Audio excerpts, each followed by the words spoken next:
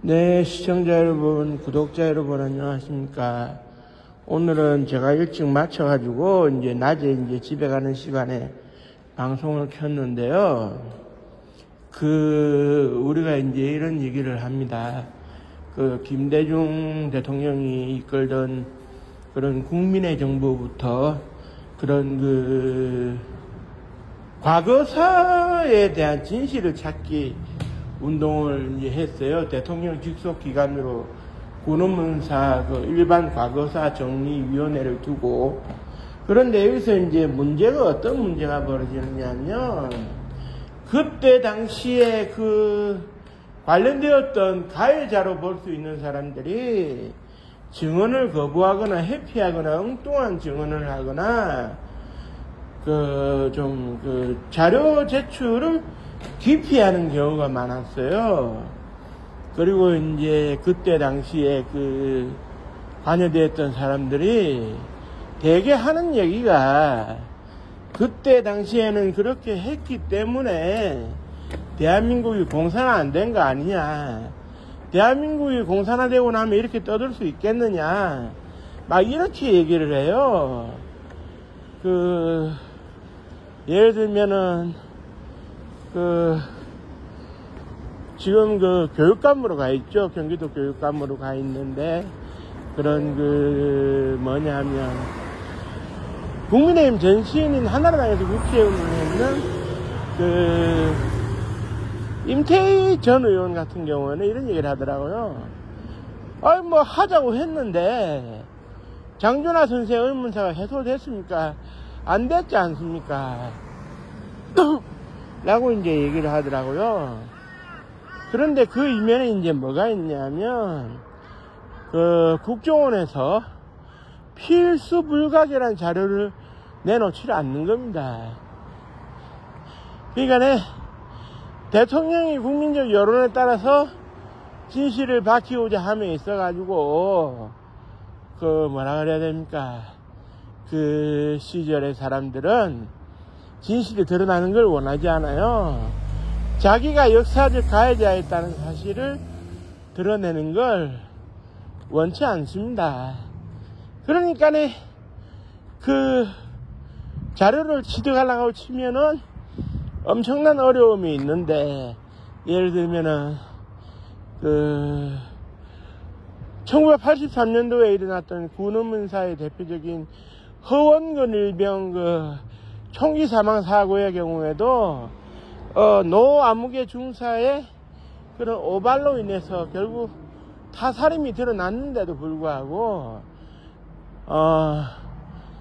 국방부는 끝까지 저항을 했죠. 저항을 했고, 그리고 이제 그때 당시에 인모 상사라는 사람이 계급이 상사였나 원사였나 그쯤 될 겁니다. 그래 이제 총 공포탄을 쏘면서까지 기록을 안 뺏기려고 저항을 했어요. 그 당시에 이제 문제가 되었던 기록이 DBS 파일이라고 하는 건데요. 더티 블랙 시크릿이라고 해가지고 더럽고 어두운 곳에 있는 내용이지만 보안은 유지가 되어야 하는, 그러니까 이제 공개되면 안 되는 내용이라는 얘기죠. 공개되면 안 되는 내용은 뭡니까? 허원근 일병의 사망에 직접적인 요인이 담긴 내용이 들어있을 거에 뻔하니까 공개되면 나 죽는다 아닙니까?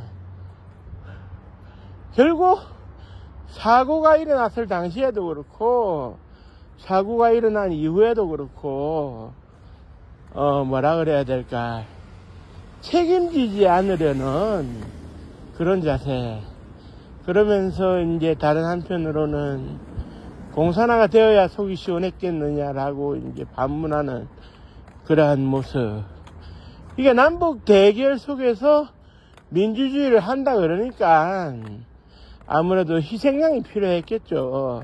그때 당시에 간첩이 없으면 간첩 사건을 조작해서 만들어가지고 이 사회의 불안감이 간첩으로부터 조성되고 있다는 식으로 이제 흘리다 보면 아무래도 국민들의 이제 반공정신도 강화되고 국민들의 시선도 달라지지 않겠습니까?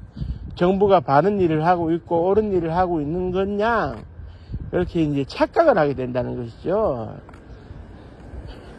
그러면 아침에 이제 가족들과 함께 아침밥 먹고 손흔 들고 회사 잘 다녀오겠다고 했던 죄 없는 사람들이 막 그 행방불명되고 뭐 없고 죽고, 그 사람들은 다 선한 사람들이었어요.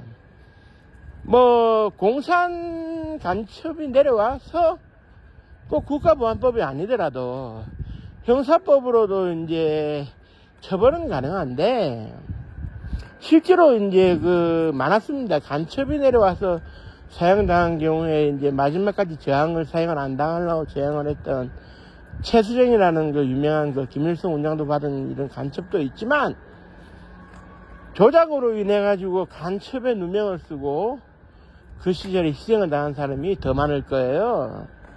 정부는 계속해서 희생물을 만드는 겁니다.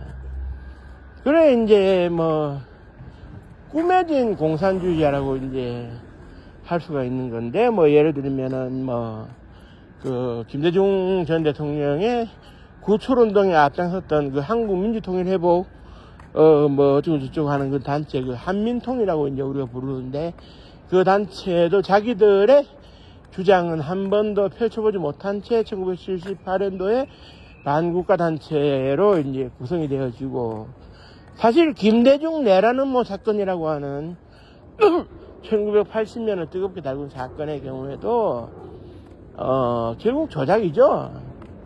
아무것도 안 하고 있던 사람을 불러다가 대통령 단념해라 그러니까 대통령을 내가 어떻게 단념하느냐, 그러면 당신은 죽는다. 시시콜콜한 거, 예를 들면은 국가보안법 상에는 말이지, 아이고 뭐 주식은 오르락 내리락 끓이고 말이야, 부동산은 널뛰기를 하고 말이야, 이러한 내용까지 이제 얘기를 했다 해가지고, 이것도 뭐 경제 동향 탐지 뭐 이런 식으로 결국 이런 거를 계속 하니까 내면의 자기 검열화가 생활화될 수밖에 없고, 또 돌아서서는 이렇게 뭐라 그래야 됩니까, 좀 불행한 사회가 되고, 무수히 이제 범법자를 양산하는 건데, 이런 시스템이 과연 좋으냐. 그리고 이제 우리가 생각해 봐야 될 것은, 한국 전쟁 때 국민들의 결기를 보여줬습니다만은 맞서 싸우는데 공산화 될 일이 없어요.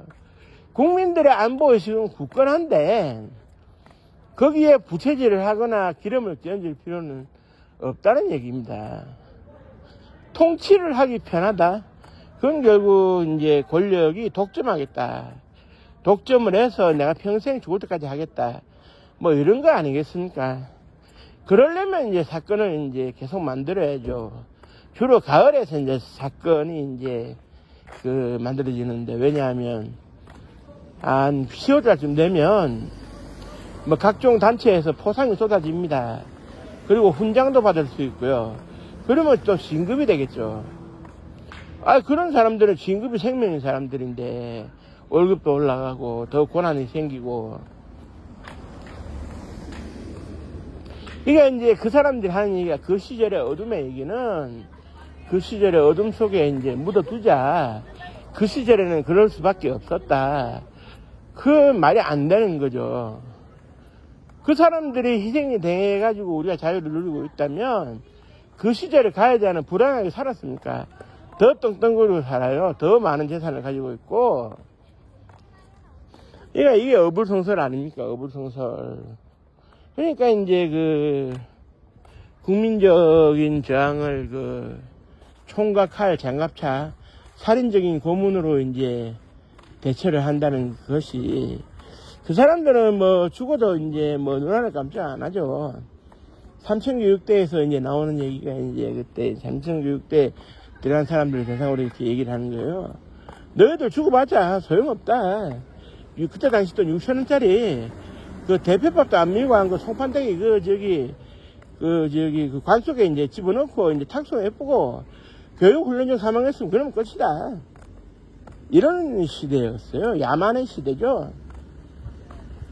그리고 그런 사람들의 후예들이 계속 양성되고 기득권이 유지되어 오니까 지금도 떵떵거리고 살고 있고, 우리 사회에서. 피해자들은 여전히 숨죽이며 살고 있고, 이런 게 이제 반복이 되는 거예요. 반복이 되면 안 되는데, 반복이 되는 거예요. 그러니 이제 뭐가 되겠습니까? 참 어이없는 일들이 이제 벌어지는 것이죠. 결국 왜 이러한 의문의 죽음들이 해소가 되지 않느냐. 누구든 책임지기 싫다 이겁니다. 그 시절에 한두 명 희생됐다고 해가지고 지금 와서 무슨 책임을 지라 그러느냐. 뭐 이렇게 이제 얘기를 이제 하는 건데, 사실 지하 깊숙이 문서고에 보관되어 있는 그런 기록물들을 그저 내자 그러면은 이제 반대를 해요. 왜 진실을 밝히려고 그러느냐. 누구 좋으라고, 누구 좋은 걸 보고 싶으냐. 당신은 왜 이러냐. 남들은 그냥 조용히 있는데. 이게 참 역사학자로서 살아가기 어려운 건데, 우리가 이제 수백 년 전, 1000년 전에 그것도 리뷰를 해서 역사의 진실을 밝히기 위해서 노력을 하는데, 네, 참 이렇게 한다는 것은 안타까운 일이 아닐 수 없고요. 하루라도 빨리 이런 문제들이 조속히 해결되기를 바라는 마음 간절하면서 이 방송을 마치도록 하겠습니다. 고맙습니다. 감사합니다.